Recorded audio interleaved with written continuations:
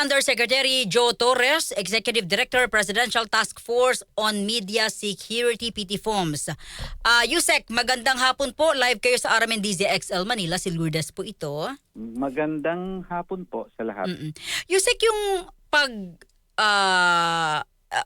naging viral na naman itong usapin ng Ampatuan kasi yung isa po sa suspect ay napawalang sala. Ano po?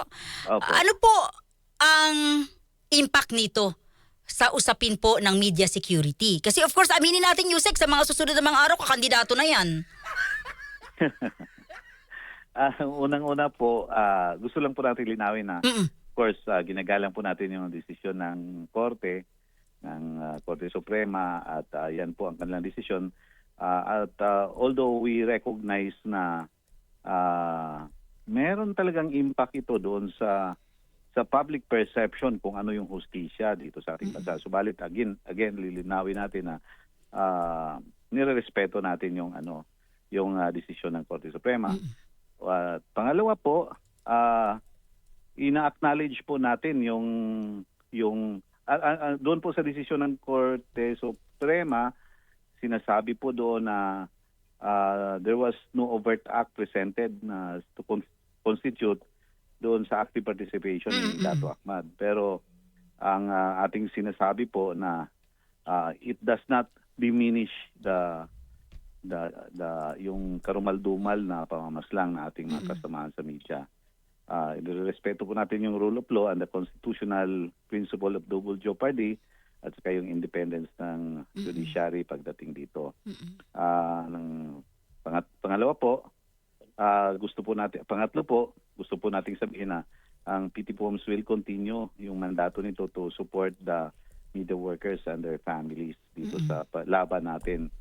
Ang desisyon na ito ay nag-highlight po sa importance po talaga at saka sa function ng ahensya tulad ng PTFOMS na makakatulong sana at mula ngayon we should learn our lesson, especially doon sa case build-up ng mga kaso na related doon sa mga kasamahan natin sa media. Pero Yusek, paki-correct po ako kasi ang pagkakaunawa ko parang sinabi na alam niya yung crime, yung naging plano, pero dahil wala siya nung ginawa ang krimen na yun, kaya siya naligtas.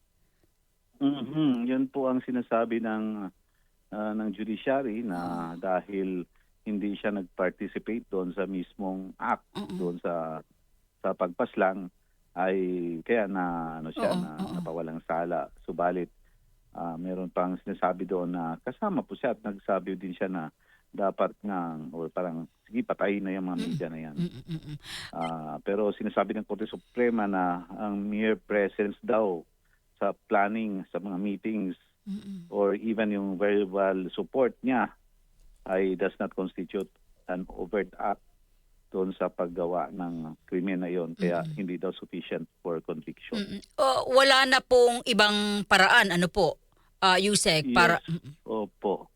Kasi may yung tinatawag na principle of double jeopardy, merong ganon, hindi na po siya makakasuhan ng the same charges na denial kasi sa kanya noon.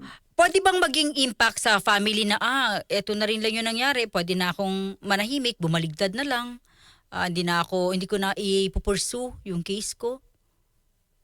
Sana po hindi, at sana po patuloy po yung paghahanap natin ng hustisya at meron pa pong mga at large na mga suspect doon sa nasabing massacre sa Maguindanao noong 2009. Oo, pero alam mo nating lahat, siya po ang pinakamalaki.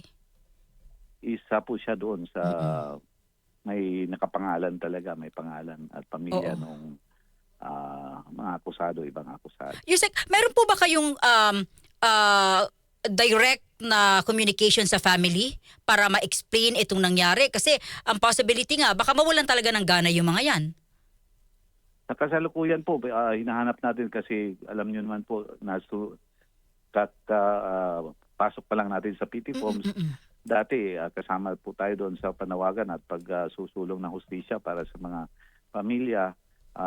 Ngayon po, pagkatapos ng desisyon, hinahanap po natin at we were doing our best na to keep in touch with the families, at least yung mga nandito pa at makikita natin para ma-explain din at may paliwanag sa kanila kung ano yung nangyari. Sir Joe, maraming salamat sa oras ha. Salamat po sa inyong suporta sa mga mamahayag. Mabuhay po kayo. Good afternoon. Maraming salamat po.